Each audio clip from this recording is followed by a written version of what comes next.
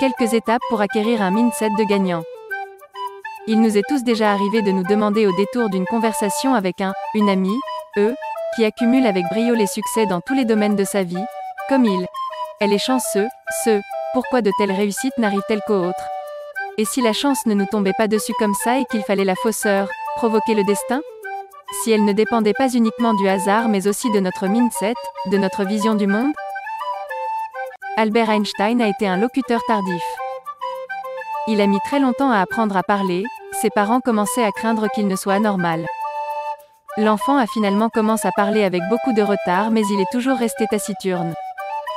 Plus tard, à 9 ans, à l'école élémentaire, il n'était toujours pas à l'aise à l'oral et tout ce qu'il disait n'était exprimé qu'après mûre considération et réflexion. Sa sœur raconte que l'acquisition du langage par son frère ne s'est faite que très lentement, la langue parlée lui est venue avec une telle difficulté que son entourage avait peur qu'il n'apprit jamais à parler. Ensuite son parcours scolaire a été, dans un premier temps, assez chaotique.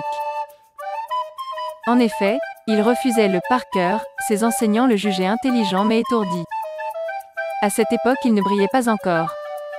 À l'âge de 9 ans, il fréquente le Luitpold Gymnasium de Munich où il fait ses humanités. Il réussit brillamment en mathématiques et en physique mais délaisse certaines matières comme les langues et les sciences naturelles. Son professeur principal dit alors de lui, « Vous êtes assis là, au fond de la classe et cela sape le respect dû par une classe à son maître. » Albert sèche les cours et quitte le lycée sans avoir obtenu son baccalauréat.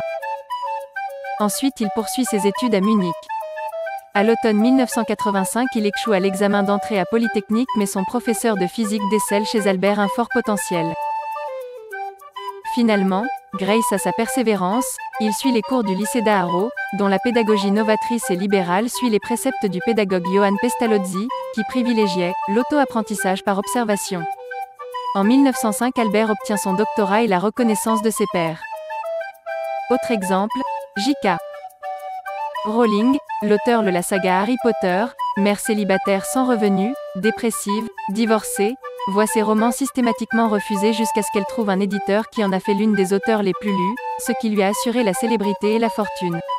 Lorsque l'on analyse le parcours des personnes célèbres, on se rend compte qu'elles ont souvent dû faire face à des échecs et à des humiliations, à de multiples déceptions.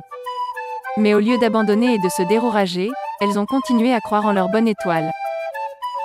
Cela ne les a pas empêchées d'avancer, à force de persévérance elles ont réussi à réaliser leurs rêves.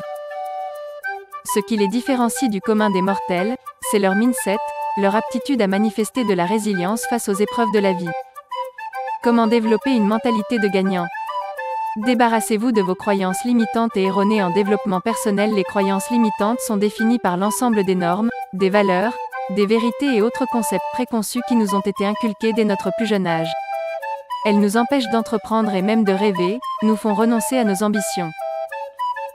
Vous pensez peut-être qu'il ne sert à rien de rechercher un travail épanouissant étant donné la crise de l'emploi que nous subissons actuellement, que vous ne pouvez plaire à personne ou bien encore que vous êtes incapable de mener un projet jusqu'à son terme.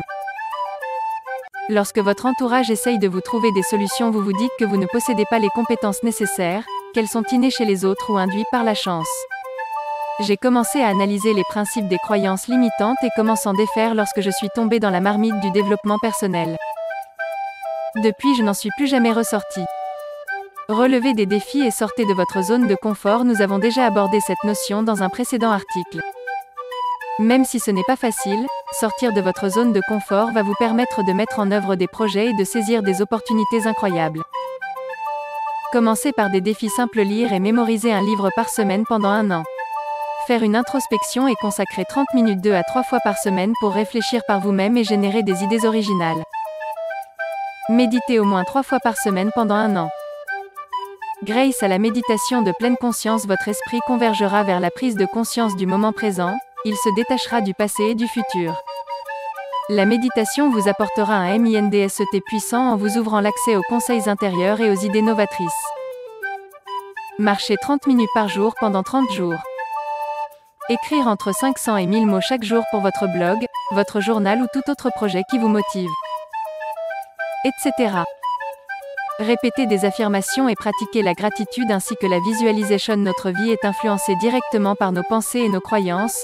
Vous êtes ce que vous pensez. Pour que vos pensées se concrétisent, vous devez les transformer en mots ou actions conscientes ou non. Les affirmations sont des phrases positives que l'on répète régulièrement, par exemple le matin ou le soir. Elles nous aident à clarifier nos pensées et à restructurer notre système cognitif et comportemental. En ce sens, elles s'avèrent être d'une aide précieuse pour développer un bon mindset. Elles nous aident à envisager toutes les voies possibles qui s'offrent à nous. Elles catalysent notre potentiel. Lorsque nous formulons nos rêves et nos ambitions, nous éprouvons immédiatement un sentiment de réconfort à l'idée que nos vœux deviendront réalité. Les autosuggestions pratiquées régulièrement, cela a été validé à de maintes reprises par des projets de recherche scientifique, renforcent les capacités du cerveau dans sa structure et son fonctionnement. On nomme ce processus la neuroplasticité. Grâce à ces études, nous avons compris que la reconfiguration de la structure et des fonctions du cerveau se produit tout au long de la vie. Le cerveau peut être modifié par des expériences de vie, les gènes, les agents biologiques, le comportement, les modèles de pensée, le fait de pratiquer une activité physique suffisante et régulière. Quelques exemples d'affirmations positives. Je me réveille chaque matin en me sentant heureux et enthousiaste à l'égard de ma vie. Je regarde le monde autour de moi et je ne peux qu'empêcher de sourire et de ressentir de la joie. Je suis énergique et enthousiaste. La confiance est ma seconde nature. Je suis un spécialiste en résolution de problèmes. Je me concentre sur les solutions et je trouve toujours la meilleure. Je respire profondément, je fais régulièrement de l'exercice et je ne me nourris que d'aliments nutritifs pour mon corps. Je suis reconnaissant pour ce moment et j'éprouve de la joie.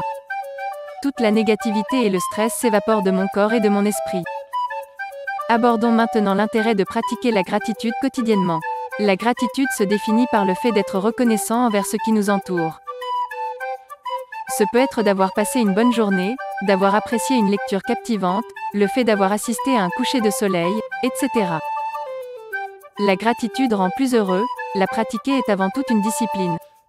Une méthode célèbre mais qui a pourtant fait ses preuves est de tenir un cahier de gratitude. La visualisation créatrice est un outil de développement personnel qui peut s'avérer particulièrement utile pour apprendre à mieux gérer votre vie et vous aider à réaliser vos objectifs. Elle se base sur un principe simple, visualisez ce que vous souhaitez obtenir et formulez vos objectifs pour vous aider à les atteindre. Un des fondateurs de la pensée positive est le Français Émile Coué. À travers une de ses citations, il dit « S'il y a un conflit entre l'imagination et la volonté, c'est toujours l'imagination qui prend le dessus ». Nous avons déjà abordé cette notion de visualisation créatrice dans des articles précédents, relisez-les pour savoir comment mettre en œuvre cet outil de manière efficace et efficiente. Croyez en vous et en votre vision. Que vous pensiez pouvoir ou que vous ne pensiez que vous ne pouvez pas, vous avez raison. Henry Ford. Créez la vision la plus haute et la plus grande possible pour votre vie, car vous devenez ce que vous croyez. Oprah Winfrey. Une attitude de vainqueur commence par une profonde croyance en vos capacités propres. Bien qu'il soit normal que chaque être humain doute parfois de lui-même, les gagnants ont cette fascinante et fabuleuse aptitude à dissiper ce doute en quelques instants pour le remplacer par une foi ardente et inébranlable. Tous les grands accomplissements sont nés d'un rêve, d'une idée, dans l'esprit d'une personne. Vous devez acquérir la bonne attitude mentale, la conviction que vous possédez déjà en vous toutes les ressources qui vous permettront de mettre en œuvre votre vision. À l'instar de nombreux poètes, artistes, inventeurs et entrepreneurs, vous serez en mesure de programmer votre subconscient pour que vos rêves et vos espoirs se transforment en accomplissements. Grâce à votre foi, vous serez en mesure d'atteindre des buts intéressants et enrichissants, de rendre votre existence extraordinaire. Personne n'achètera ce que vous vendez si le doute prolifère dans votre esprit. Comme le dit Martin Luther King, croyez en vos rêves et ils se réaliseront peut-être. Croyez en vous et ils se réaliseront sûrement, fixez-vous des objectifs réalisables. La vie est plus épanouissante et aventureuse lorsque nous nous fixons des objectifs et lorsque nous arrivons à faire abstraction de la peur et des doutes qui se présentent à nous. Entourez-vous d'influenceurs positifs. Lorsque nous nous entourons de personnes ayant une mentalité positive, nous cultivons une attitude gagnante. Les gens qui poursuivent activement leurs rêves tirent leur force de l'énergie positive induite par la fréquentation d'individus ayant une idéologie positive et conquérante. L'art de la réussite consiste à savoir s'entourer des meilleurs. Pour réussir, il faut privilégier les relations positives qui nous aident à avancer, grandir et atteindre notre plein potentiel. D'après le célèbre entrepreneur et coach Jim Rohn, nous représentons la moyenne des 5 personnes que nous côtoyons le plus. S'entourer de personnalités positives, qui s'adonnent à leur passion, qui bouillonne de projets et de centres d'intérêt, nous pousse à nous dépasser. À terme, cela influe sur notre propre créativité et nos niveaux d'énergie. Les états d'âme sont contagieux. Les malchanceux attirent l'adversité sur eux-mêmes et aussi, peut-être, sur vous.